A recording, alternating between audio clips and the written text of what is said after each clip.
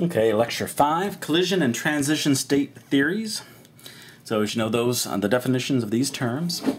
First question, what three things need to happen for a reaction to occur according to collision theory? Well, the first thing is you need a collision. You need the molecules to hit. They need to strike each other.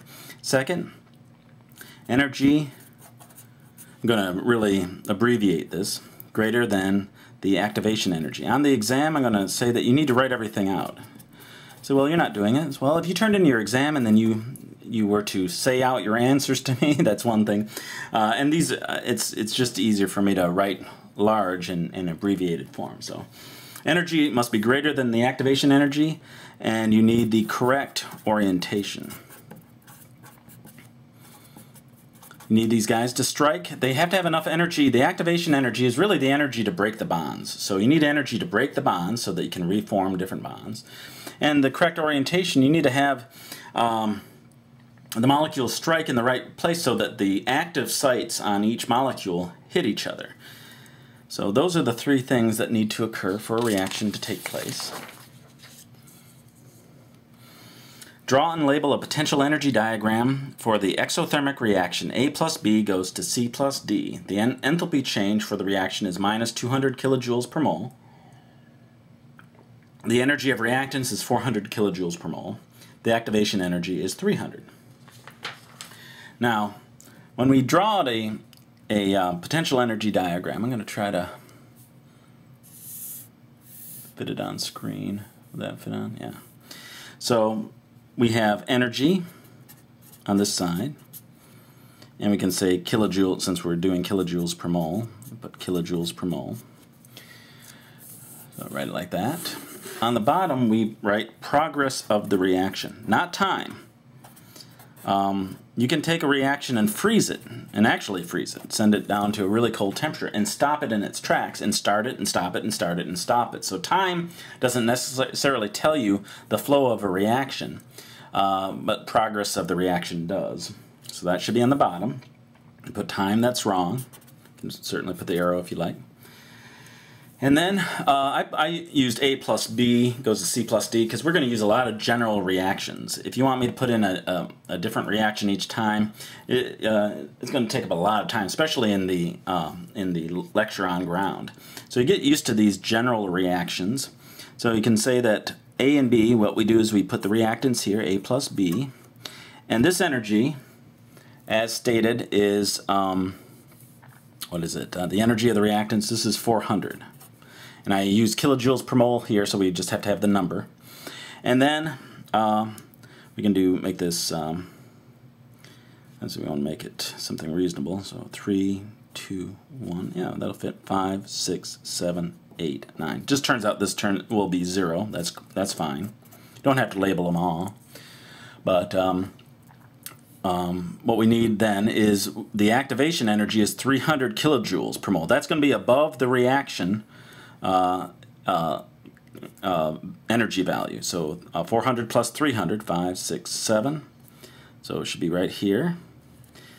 And so we will go up to there for our activation energy. So this is a potential energy diagram. We're riding up this slope up to the activation energy. And we can even write that here. Probably a good idea to do so. This is EA is equal to plus 300 kilojoules per mole. And then we have this is an exothermic reaction, or the activation, yeah, the energy of reactants. Okay, so the reaction is minus 200. That means it drops below, the products drop 200 kilojoules per mole below the reactants. So down to here. You can just put a dotted line here if you want to indicate. So 1, 2, 3. That should have been straight across. This drops back down to C plus D. And you can say that delta H is minus 200 kilojoules per mole. What we do here is we put A dot dot dot B in brackets and put the scroll mark to indicate the activated complex. And that's enough. If you put the scroll mark, you can also point to it as the activated complex. We have EA, we have delta H, we have the concentration, we have the reactants and products, we have the activated complex, we have the axes labeled correctly. Looks like we have everything. That's what you need to do. For exothermic, for endothermic, I'm going to switch over to a different pen so I can just write it smaller, have everything on here. So I like to use the big pen so it's easier to read, but let's do this out. So enthalpy change is plus 300. Activation energy is 2, so make sure that one activation energy actually, so that it will actually, let's see, 200, yeah, this has to be higher, so we're going to make this. And you can check out 200. You'll see that it just, if I had left that 200, it wouldn't give us a real answer.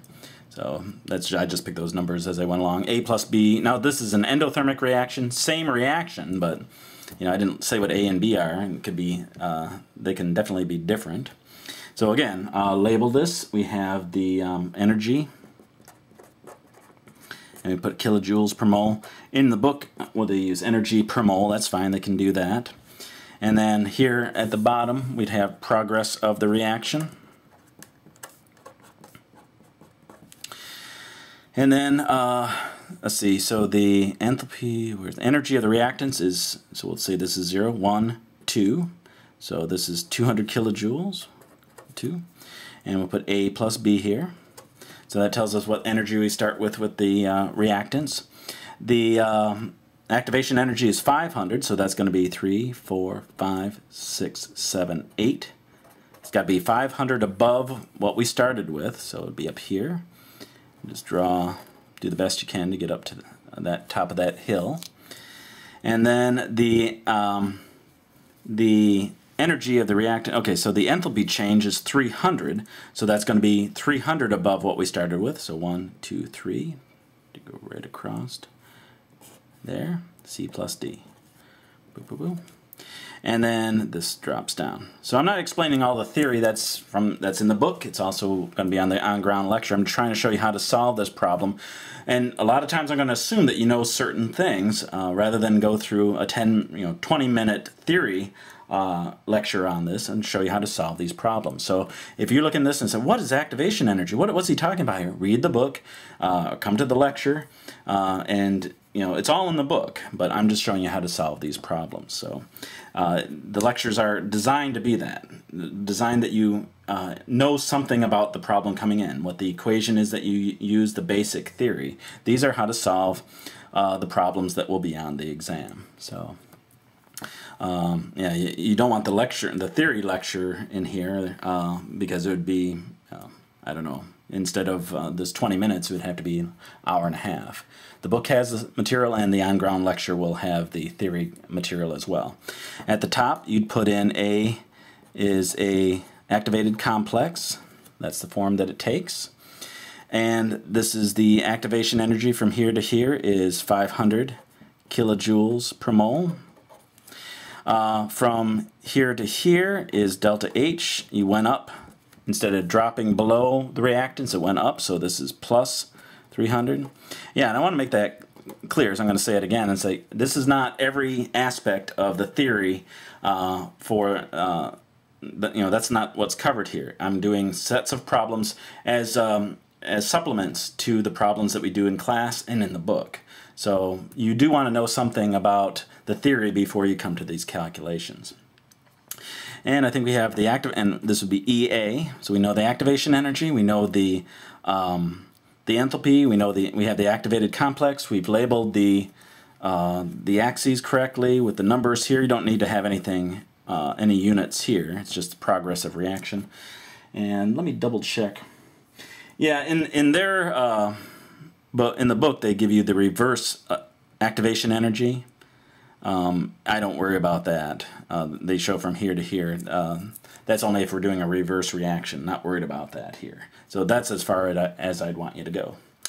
And that's it.